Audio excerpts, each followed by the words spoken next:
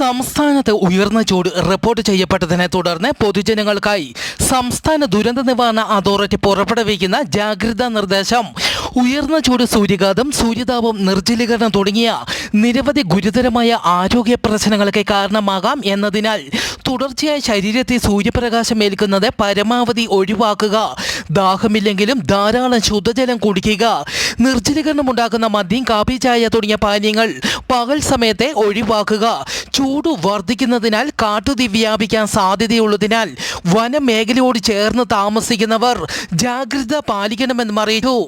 കന്നുകാലികളെ മറ്റും വളർത്തുമൃഗങ്ങളെയും വെയിലത്ത് കെട്ടിയിടുന്നതും ഒഴിവാക്കണമെന്നും അറിയിച്ചു.